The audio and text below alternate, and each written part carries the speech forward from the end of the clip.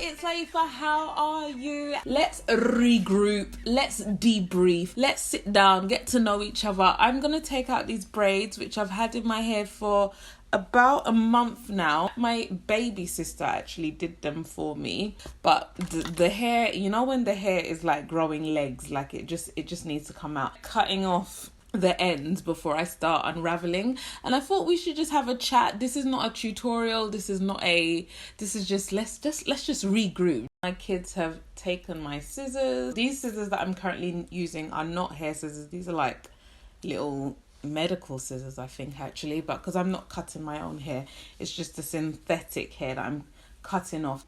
Open up the end. My sister was very specific to telling me not to cut too short because it's hard to figure out where my hair ends. Cut the hair closer to the end more than anything else. When hairdressers usually do my hair and I'm like, how long will it take? They'll be like, oh yeah, just about 4 hours.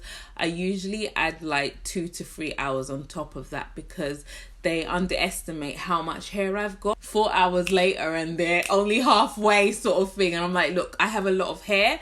It might not look it, but yeah, and I feel like I have a lot of hair and I also have a big head. So it doesn't help. And then the type of texture hair I have. So we're now in February. Well, hopefully, for all we know, by the time this video goes up, we might actually be in March. You want to come closer? Come closer. Come closer. Yeah. My sister braids right up into the end, so it's really tight at the end. 2020 started in February for me. It is a new year, but it is most certainly not a new me. Everything remains the same. The vision board that I have is from 2017. You know how like people really jumped on the vision board bandwagon and they create one every year? I don't do that. I had like a lot of big goals, and so it was just like the vision board is not a yearly vision board, it's like more of a lifetime vision board. So when things happen, they happen. There's one thing in particular that happened and I took it off the vision board because I was really excited about it because I just didn't know how it was going to happen. And I showed my hubby and I was like, look, this is happening. And I took it off to stick it back on because I like to leave the stuff that have come into fruition. I like to leave it on as like a testament, like, oh my gosh, this is real, especially because the whole idea for me being that hopefully by the time I achieve all of these things, I have kept all of those things that I wanted still on there and been like, oh my gosh, I created this vision board in 2017. Here we are in the year, and all of this stuff has happened. Yes.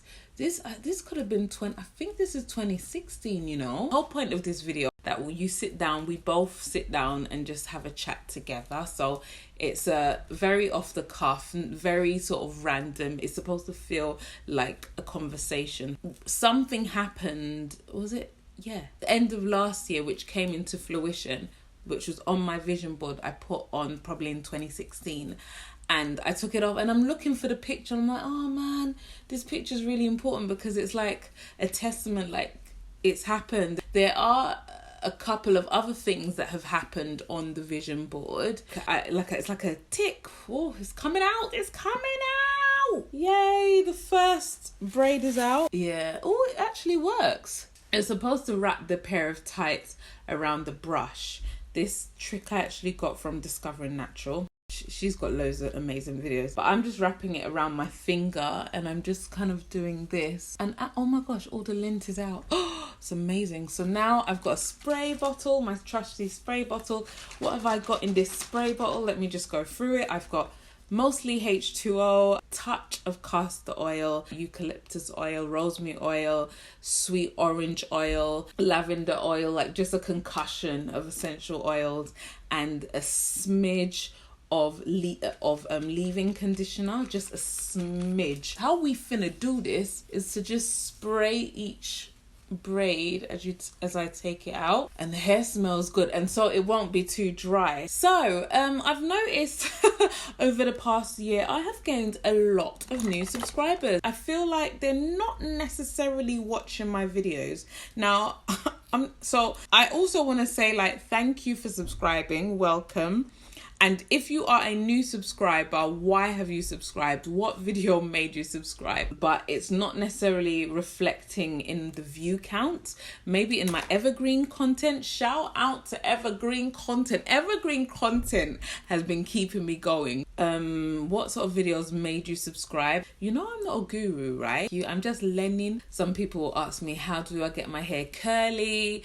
And I'm like, well, I don't know. My hair's this, you know? And if you're an oldie but a goodie, can you just comment below, I'm a goodie, so we know that you've been here from day. Whenever people ask me how am I, I'm like, I'm tired. I find myself in this constant state of tiredness, and I feel like you'd only be able to relate with me if you are a mother. Can anybody relate? I want you to come closer. Come closer. I'm tired of being tired, to be honest. And I think one of the ways I need to stop, I will sort of gain strength back, is stop telling people that I'm tired, even when I feel tired. Talking of mum life, I want to address the time when I tried to be a mummy blogger. And in some ways, I would definitely say that I still am a mummy blogger, in the sense that I am a mother who blogs, or vlogs more like. But in a lot of senses, I am not a mummy blogger, because I felt like I tried to go to certain events and I felt like I didn't fit into the community. At one point, I tried to create a space for people like me and realized, actually, am I really passionate about this? I remember feeling a bit frustrated that like I was being overlooked and my content being overlooked. Certain people who have been like a mother for 2 days are being awarded stuff, and I'm like, look, I've actually got 3 kids, especially my Life by Layefa vlogs, where I have really documented my day-to-day experience being a stay-at-home parent. Like, I've really gone into that, feeling like, hang on, why is it not being...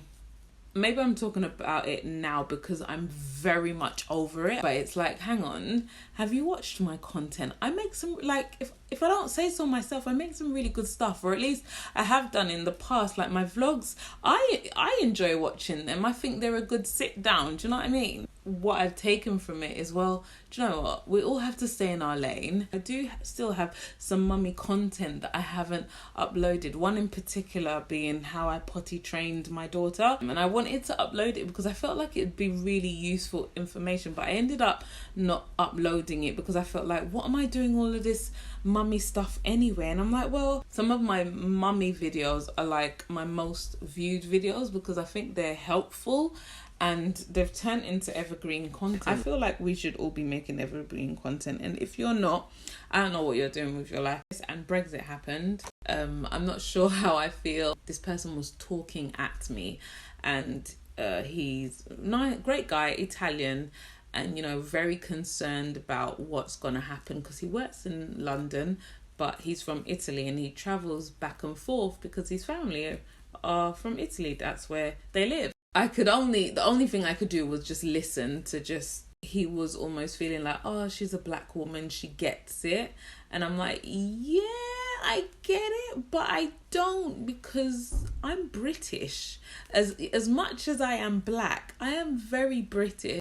Not saying, yes, my family are originally Nigerian, but I mean, even with that being said, that's Africa, that's not the EU. Look, I'm not even going to get into it. I had to just listen because I could see that he was venting and he just wanted to let it out. Still, just like everybody else, just like the government, I don't know what's going to happen next. Nobody, like, things have not been set in stone. Like, we're all still, in some ways, I just feel like we're all still a little bit in limbo. But let's see. My sister was like, my hair is almost as long as the extensions. Let's just see about that. So, this is like a little length check in between all of this. So, this is my hair. This is where my hair stops, and this is one that has been cut. This is one that is slightly longer. You can see, yeah. Back on the motherhood news, my daughter has started nursery. I think last week I was a bit emotional, but then it just got a lot. And, you know, it's like, oh, well, do I sell my time? Is that what I want to do now? Do I want to sell my time or continue doing what I'm doing and just put more into it and hope that it really kicks off?